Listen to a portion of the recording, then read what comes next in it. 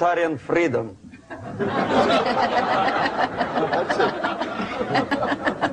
Now, to reverse this process takes enormous effort.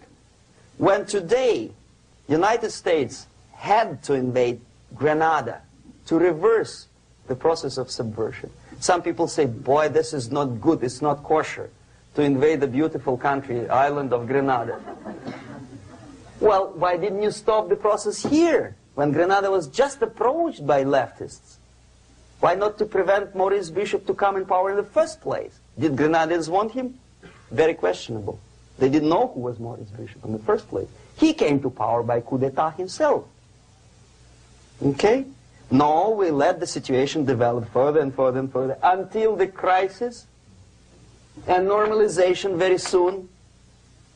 And then the United States decided to invade country, discovering that the country was absolutely a military base for the Soviet Union. Of course it's a drastic measure. Of course it's a pity that Marine Corps had to lose, what, 17 lives. Very bad. Why not to stop the process before it comes to crisis? Oh no, intellectuals will not let you. It's interference into domestic affairs.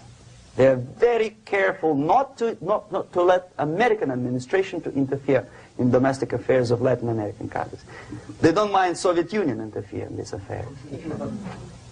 Okay. So to reverse this process, from here, it takes only and always military force. No other force on earth can reverse this process at this point. At this point, it does not take military invasion of the United States Army. It takes strong action, like in Chile, a CIA covert involvement to prevent the savior from outside to come into power and to stabilize country before it erupts into civil war. Country before it erupts into civil war. Okay? Support the right-wing conservative forces. By money, by crooks or love, doesn't matter. Stabilize the country. Don't let the crisis develop into civil war or invasion. Oh no, your liberals will say it's against the law. The Congress will not appropriate money for covert actions of CIA. Why not? Should we wait till the normalization come and Soviet tanks land in Los Angeles airport? Now, at that point, at the point of destabilization, also the process could be reversed. Again, easily than this. No CIA involvement at this point. You know what it takes here? Restriction of some liberties for small groups which are self-declared enemies of the society. As simple as that.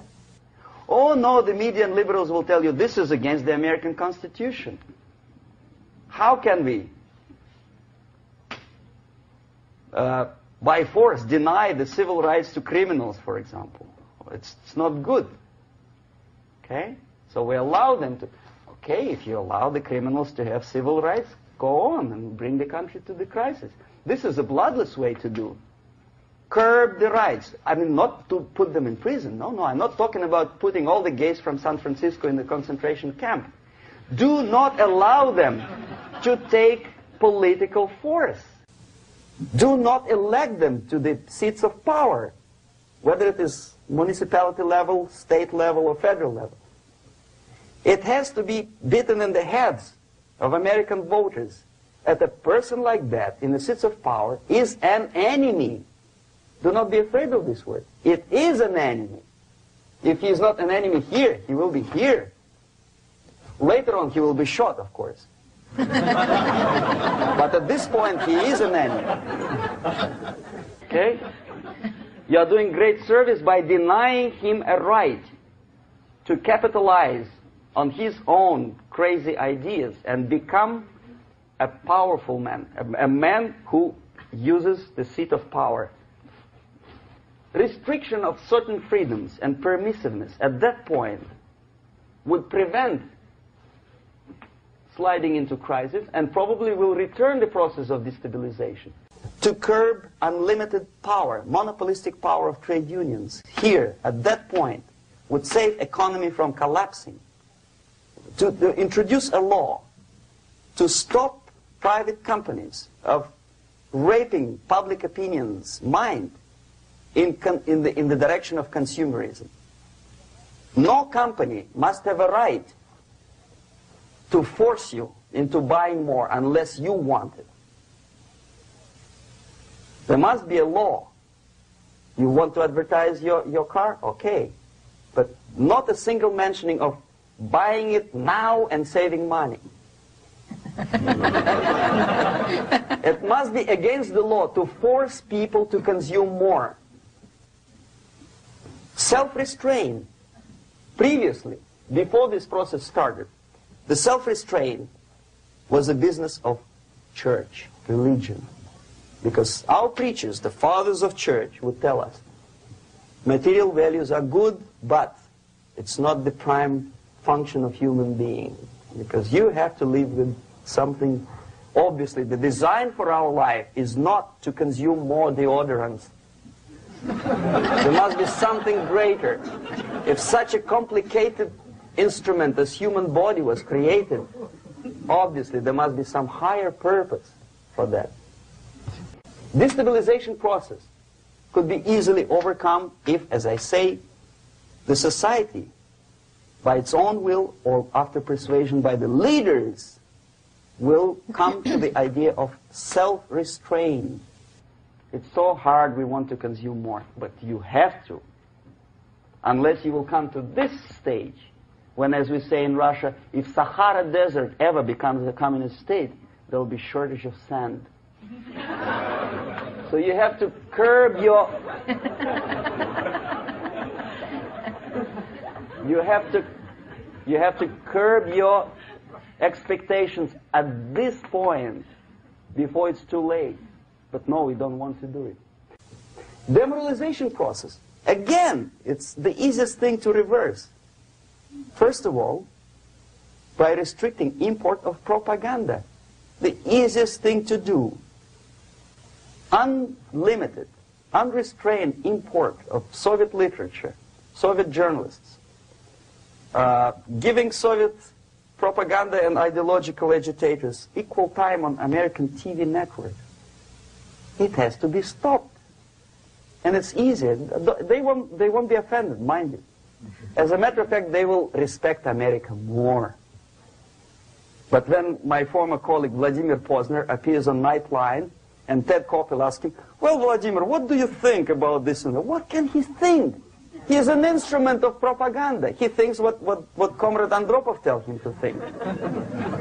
He's just a nice, articulate mouthpiece of the Soviet subversion system. And Ted Koppel makes you believe that my friend Vladimir Posner thinks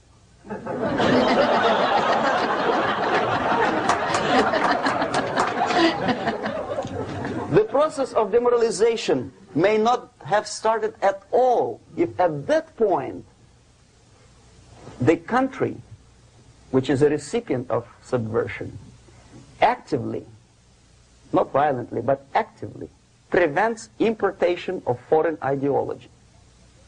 I don't want America to follow the pattern of ancient Japan.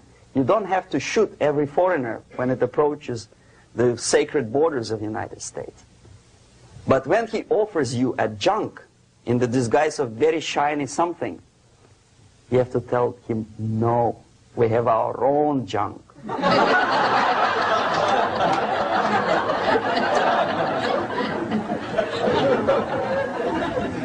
If at that point the society is strong, brave, and conscientious enough to stop importation of ideas which are foreign,